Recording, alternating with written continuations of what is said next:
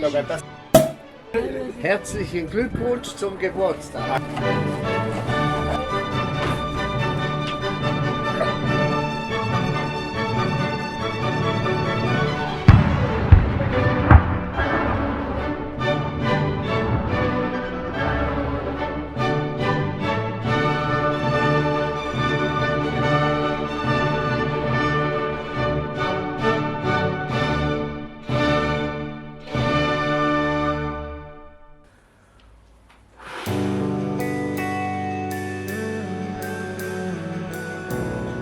¿Cuál es la hora cero de una persona? ¿El momento que se juntan, espermatozoide, o cuando nace? Esa es la gran discusión hoy en día, ¿no?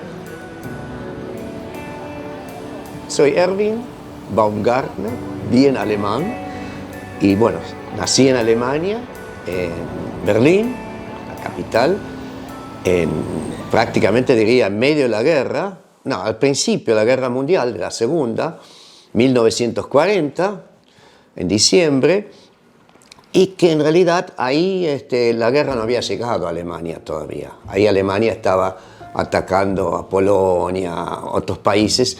O sea, los que vivían en la ciudad, en el país, no sufrieron la guerra en ese momento. Bueno, mi papá trabajaba en Berlín y, digamos, vivíamos más o menos tranquilos hasta que, digamos, esto me lo contaron, obviamente, yo no lo recuerdo, por el 42 ya Alemania empieza a ser atacada, especialmente Berlín, por aviones ingleses, después con el tiempo también americanos. O sea, ya ahí a Berlín, digamos, no le había tocado nada en ese momento la guerra, pero en el 42 se empieza a poner ya difícil, hay ataques aéreos, y esto me lo cuentan mis padres, avisan con las sirenas que vienen los aviones y todo el mundo se escapa y se va a los búnkeres, o digamos al subterráneo. No sé si había subterráneo, pero digamos en algunas ciudades iba, digamos, a refugios para que no, y por ahí volvían y no estaba más la casa. Y mi papá ya tenía demasiada edad para ir a la guerra. Él era del 7, así que 43 menos 7, 36, y ya eso para la guerra era ser viejo. Para la guerra hay que ser joven, atlético, pero ahí ya basta. Todo el mundo, digamos, menor de 70 y mayor de 14, al frente, a pelear. Y entonces a mi papá lo llaman al frente, tuvo que ir al frente ruso a pelear. Seguramente habrán visto alguna vez fotos de Berlín en el 45, destruida, no quedaba nada.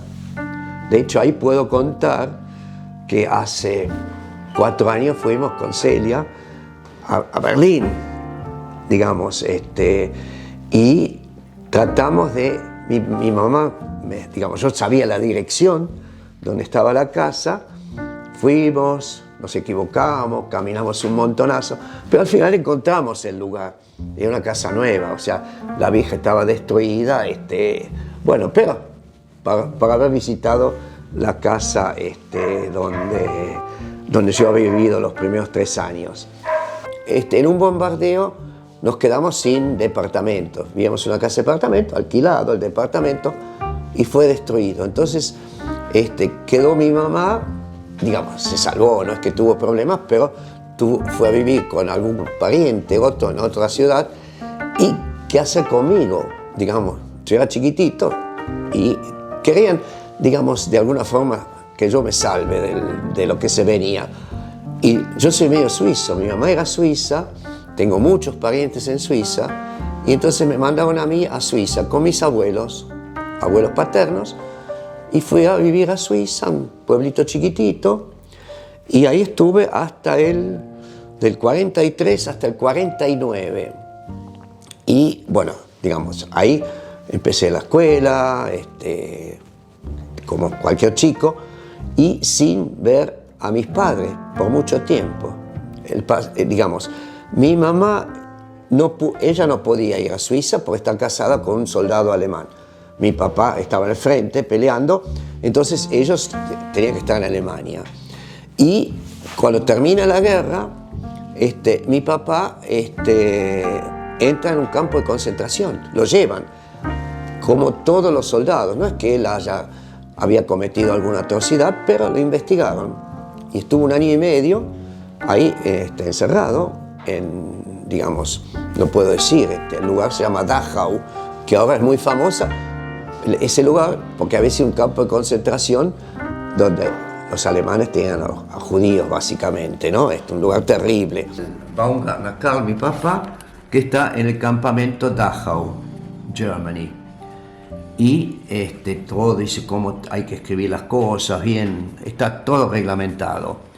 Acá pone mi mamá, Erika Baumgartner, y le escribe, estoy sana después de la operación, no sé, tuvo una operación que yo no sé bien, y en Antvil, que es el lugar donde yo vivía, le va bien a todos.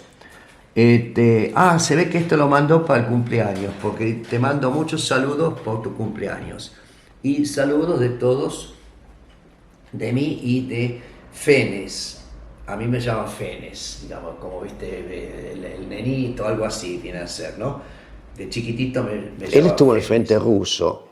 Estaba en la segunda línea, primero porque era más bien grande, y además, bueno, estaba instruido, estaba en lo que se llama distribución de la comida, de las armas, qué sé yo, ¿viste?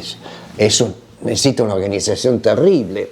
Debe haber sido muy duro para él, porque después nunca contó, nunca habló, incluso después del 1 año y medio en el campo de concentración tampoco debe haber sido. Él de alguna forma no quiso hablar conmigo, y yo no le pregunté tampoco. Yo era un chico, para mí la guerra era algo que había pasado de lejos, yo no sabía nada, digamos, incluso todo el antisemitismo, yo no tenía ni idea, la verdad que, pero nunca hablamos, o muy poquito. Pero entonces mi papá cae en manos de los yanquis, que no tenían odio personal. Metieron a todos en cana, ahí lo investiga, digamos, metieron a todos para investigar si habían participado de matanza de judíos. De hecho, digamos, no sé hasta dónde es cierto, pero mi papá me asegura que él como alemán, incluso como soldado alemán, se enteró lo de los judíos, del genocidio, cuando terminó la guerra. Cuando los yanquis entran, todas las potencias que entran, lo empiezan a publicitar. Él no sabía nada, eso me lo asegura. Y yo a veces cuando hay gente que duda de eso, yo le digo, mira, yo trabajé mucho tiempo en la Comisión de Energía Atómica y la ventana de mi laboratorio daba a la ESMA, donde ahora todo el mundo sabe que amasijaron 5.000 personas ahí adentro. Digamos, se sabe eso. Fue un lugar donde mataban gente, donde salían, creo que los aviones para después tirarlos.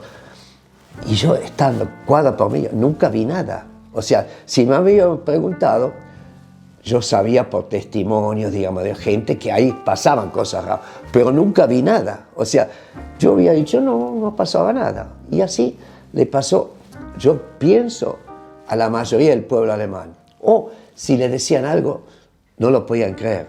Digamos, hay muchos alemanes que todavía ahora dicen, no lo pueden creer que un pueblo que se dice tan culto, que ha dado grandes literatos, músicos, haya caído tan bajo. Pero yo creo que la mayoría, el alemán común, no sabía. Cuando se falleció Fati, yo, digamos, tenía todos los papeles acá, los revisé, y hay un certificado, se llama de desnazificación, que se lo dieron. Él, por un lado, tuvo mucha suerte de caer prisionero de los americanos, porque él había estado en el frente, lo hieren, vuelve a Alemania y ya estaba recuperado, lo van a enganchar de nuevo para ir al frente ruso y termina la guerra.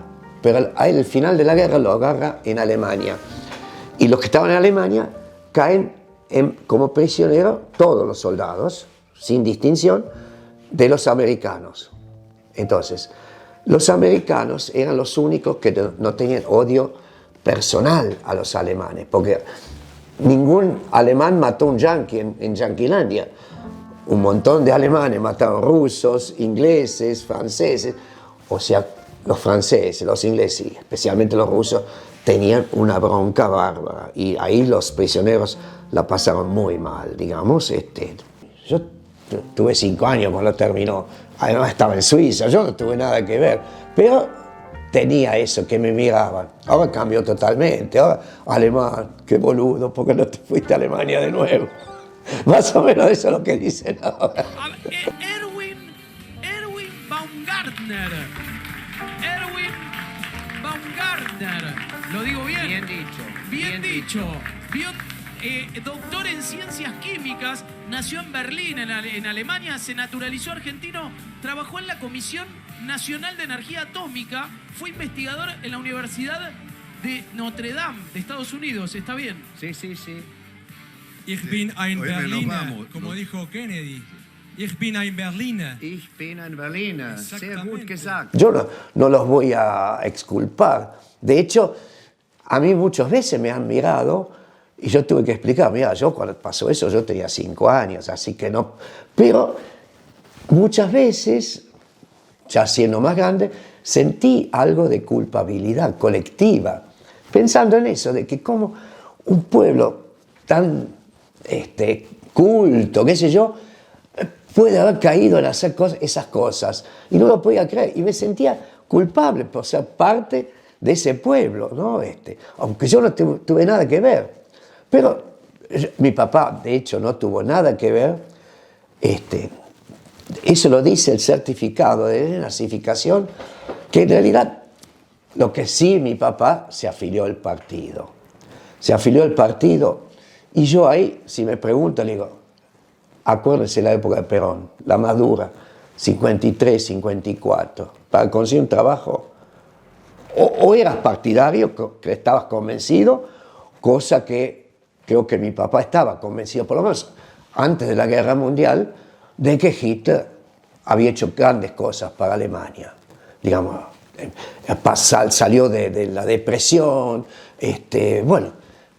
mucha gente estaba convencida de que Hitler era la salvación de Alemania. Después con el tiempo se dieron cuenta que no, o no, pero digamos, ahí el 99% de la gente se afiliaba al partido, porque además si no te afiliabas te miraban mal. Y es como acá con el peronismo, no tan fuerte, digamos, mucho peor en Alemania. Pero entonces, como estuvo afiliado, al estar afiliado seguramente hablaría bien del nazismo, entonces a través de eso contribuyó al gran desastre que hizo el nazismo, pero que este año y medio de campo de concentración fue como si estuviera en Cana, ¿no? Una decisión respecto de su condición estoy tratando de traducir, porque está en alemán y en francés, del procedimiento de depuración política. Entonces, acá dice que entró en la categoría de delincuentes de menor importancia y que estuvo en el campo de prisioneros porque había pertenecido al partido nazi. Esto lo entiendo también. Con los judíos. Obviamente, los judíos todavía hoy no le pueden perdonar a un alemán de ser alemán por lo que hicieron sus padres o sus abuelos. O sea, hay cierto resquemor. Me pasó en la facultad, estaba haciendo el curso de ingreso en la facultad y el ayudante de química, sabía mi apellido, lo leía y me empezó a hablar en alemán y yo le contestaba en alemán. Y hablábamos así de química y alguna vez, no sé qué tema hablábamos y yo le digo, pero vos como alemán, no, yo no soy alemán, soy judío. ¿Viste cómo? Y tuve un pequeño shock ahí, no podía entenderlo. Porque además con mi papá, él realmente nunca tuvo así expresiones antisemitas, tampoco habló del Holocausto. En general, los alemanes empiezan a hablar del Holocausto entre ellos y darse cuenta y no esconder la cabeza como el avestruz a partir del año 70. Antes de eso les daba vergüenza y algunos no lo creían. Es propaganda de los aliados. Y bueno, todo eso, ¿viste? Había una grieta también, ¿no? Una grieta muy grande. Pero lentamente los alemanes, ya ahora, bueno, vos sabés que los políticos actuales van a Israel y ponen ofrendas florales, pero esto tardó mucho. Además, el resto del mundo, durante los primeros años después de la guerra, a los alemanes los miraban así, como vos decís, son todos genocidas. Y no era así, obviamente, digamos.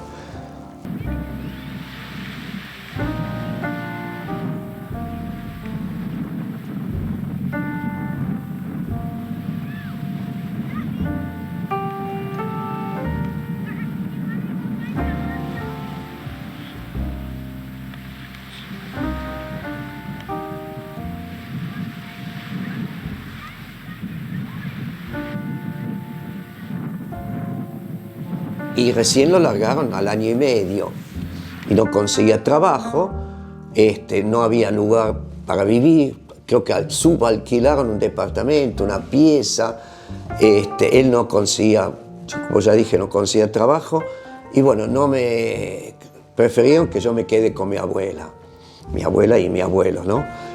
Pero digamos, creo que por el 48 fue la primera vez que nos pudimos ver en la frontera a través de un alambre de púas y entonces yo iba con mi abuela y una tía y llegamos ahí a la alambre de púas y ¿cómo se dice? Mi tía creo que me dice, ahora vas a ver a Muti. Muti en dialecto quiere decir mamita y entonces se acerca Muti de verdad, mi mamá, y yo le digo, hola, tía Muti, en alemán, Tante Muti, porque para mí todas las personas desconocidas eran tías, Tante, y esta era la Tante Muti, o sea, es como que si le digo a mi mamá, sos tía mamá. Mi mamá después me contó, yo no me acuerdo de eso, que se largó a llorar. ¿Te imaginas su propio hijo, al cual no había visto durante un buen tiempo, que le diga tía? Bueno, pero a partir de ahí, de vez en cuando ellos pudieron cruzar a Suiza, me visitaban, pero me quedé hasta el 49 porque la situación era muy mala en Alemania por la comida. De hecho, mis padres se arreglaron de alguna forma porque se encontraban con los parientes suizos que no tenían ningún problema con comida y hacían cambios, le daban, qué sé yo, chocolate, por ejemplo, chocolate suizo, y mis padres con eso iban al campo y conseguían huevos. Estaba todo racionado, imagínate, posguerra, Alemania prácticamente destruida. Y mi papá tenía un trabajo terrible que no le gustaba, muy pesado. Mi papá era un intelectual, se había dedicado a estudiar cómo vivían los monjes en los monasterios. Hacían el análisis de los libros de cuentas para, digamos, a partir de eso decidir cómo se vivía en esa época, ¿no? Tipo historia, era historiador, digamos.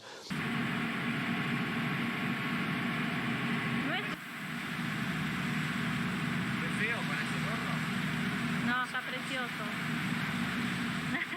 Un hermano de mi mamá, que también había peleado en la guerra, se vino para acá, se vino para la Argentina. Y bueno, este muchacho, era muy muchacho, era abogado. Y entonces enseguida se ubicó y la pasó razonablemente bien. Y la llamó a su hermana, que era mi mamá, vénganse acá a la Argentina, acá estamos fenómenos. Y bueno, al final, entonces en el 50, yo tenía 10 años, decidieron venir para acá. Y ahí, digamos, hasta ese momento, bueno, yo viví en Alemania, fui al colegio en Alemania, en Konstanz, que es en la frontera con Suiza, un año, y después, bueno, me despedí.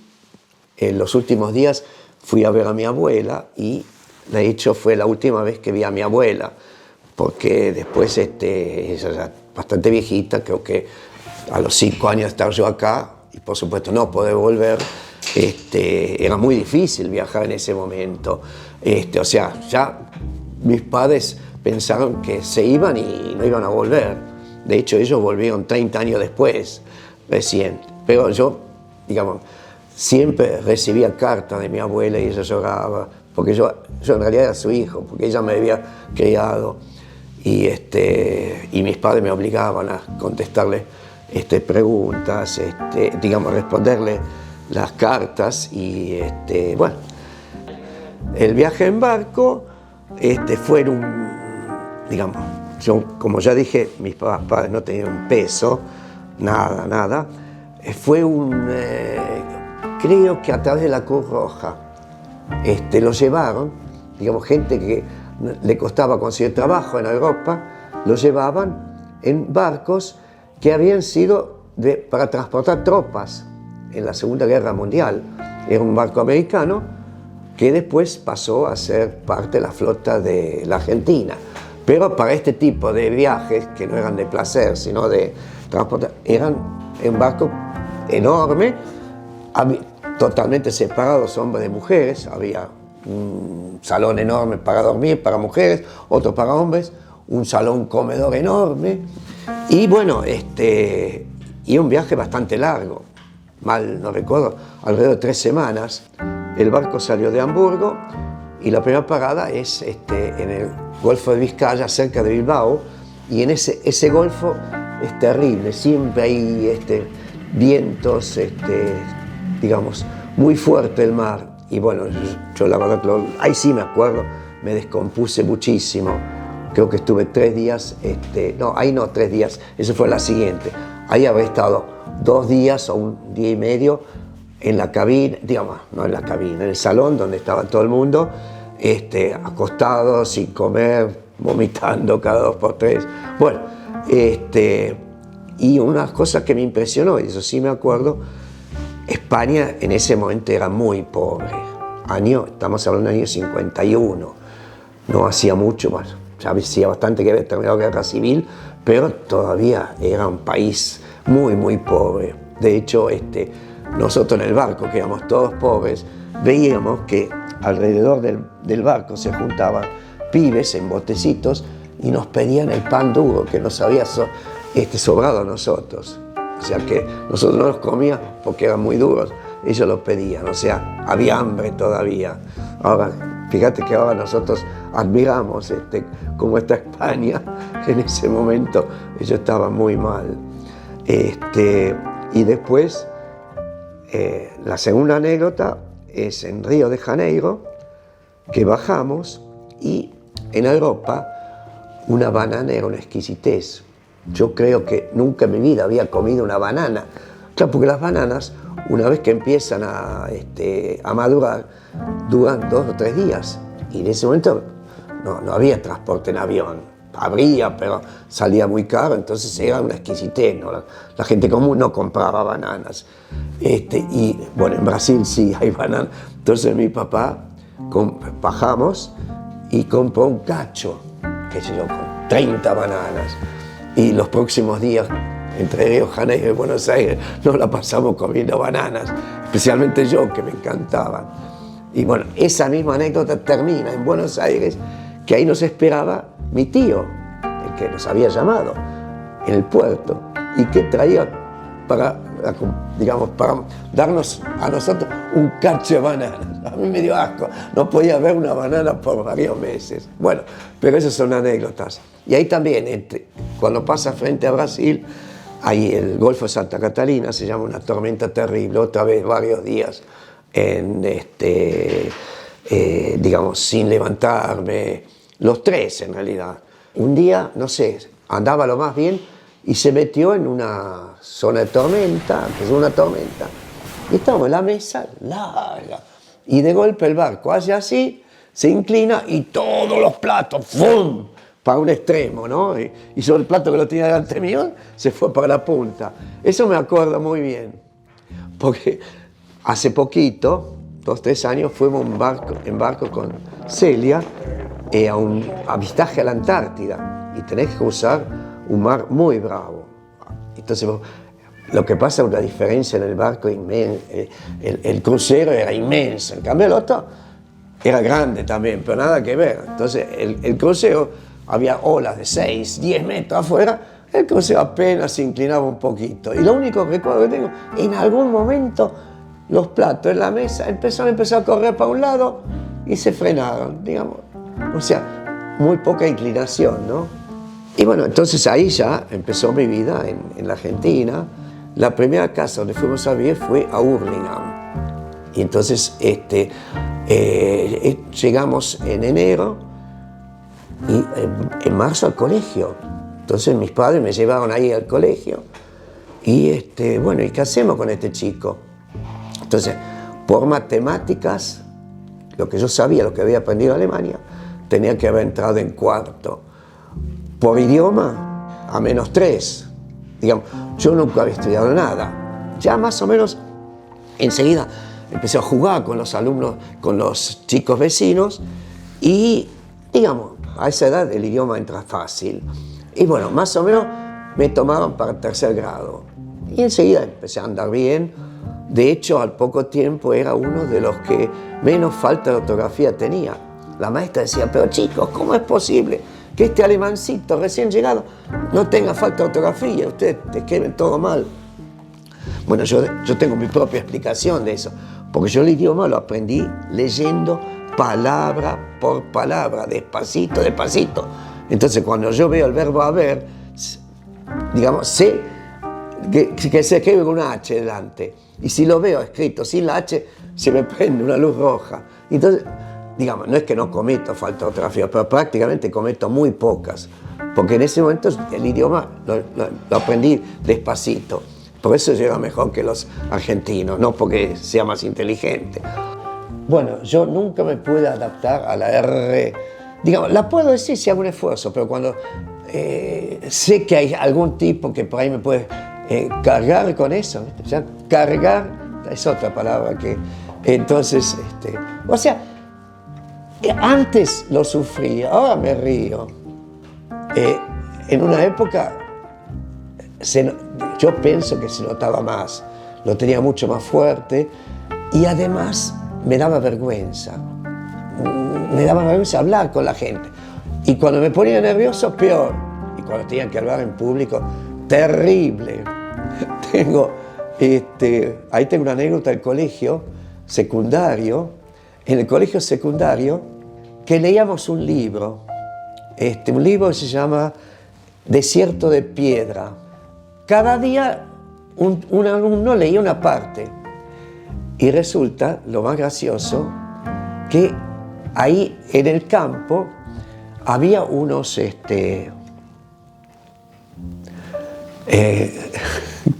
¿cómo se llama? Es un fruto de la tierra. Bueno, aparecía en el libro como porongos. Entonces, te imaginas, chico, 11 años, esa palabra tiene una R, que ya, porongos, y encima las connotaciones secundarias que tiene. Yo me ponía colorado así, todos los demás pibes se reían. Bueno, eso fue algunas cosas que me pasaron con el acento y después, bueno, con esa palabra en especial, el porongo, me quedó toda mi vida eso. Mira cómo se ríe. ¿Vos te imaginas la situación? Claro. Ahora, todavía en la facultad, cuando doy clases, me pasa la sal común. Ustedes deben saber, ¿cómo se llama la sal común química? Cloruro de sodio. Bueno, la combinación R-U-R, así dicho, R-U-R, bueno, me patina un poco. Pero si tengo que decir cloruro, ahora estoy exagerando, pero me patina más. Entonces, como químico, digo, el anión cloro con el anión sodio, para no tener que decir cloruro, los embromos a los alumnos. Yo calculo que la facultad, incluso en algún momento, ustedes lo mencionaron la vez pasada también, algunos mencionan, esto te da cierto aire de extranjero, y Down the way where the nights are gay and the sun shines daily on the mountain top. I took a trip on a sailing ship, and when I reached Jamaica, I made a stop, but I'm sad to say I'm on my way. Won't be back for many a day. My heart is down, my head is turning around. I had to leave a little girl in Kingston Town.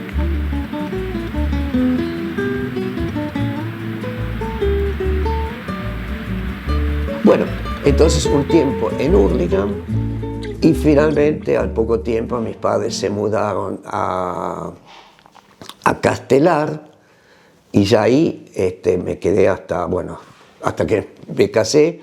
Entonces otro amigo que también se iba a Venezuela tenía una casa en Ranelagh que la había hecho como inversión y prácticamente en préstamo se la dio a mis padres porque se habían hecho amigos. Entonces mis padres se mudaron a Ranelagh. A partir de ahí, desde Ranelagh iba siempre a la Facultad de Ciencias Exactas, acá en la ciudad de Buenos Aires, todos los días un viaje bastante largo. De hecho, yo mis estudios los hice en el tren, porque era una hora de tren. Entonces yo llevaba los apuntes, los libros y estudiaba. Resulta que en el tren, había trenes que salían de Ranelagh, vacíos. Pero ya en Berazategui, Espeleta, se llenaban así. Y entonces todo el mundo, alguno escuchaba la radio, otro hablaba fuerte. No me molestaba para nada esos ruidos. Después algunas veces tuve oportunidad de ir a la biblioteca donde no había un silencio absoluto. No podía estudiar, no lo aguantaba, necesitaba el ruido. Pero de hecho estudié toda la carrera en el tren. Bueno, después alguna parte en casa.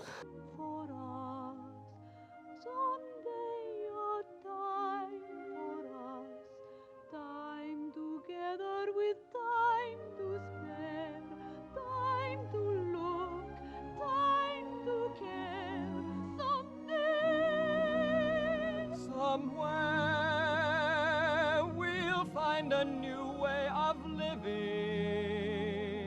We'll find a way of forgiving somewhere.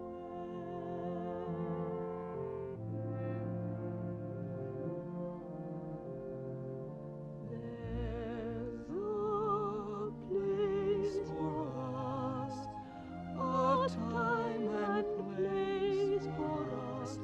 Hold my hand and we're high.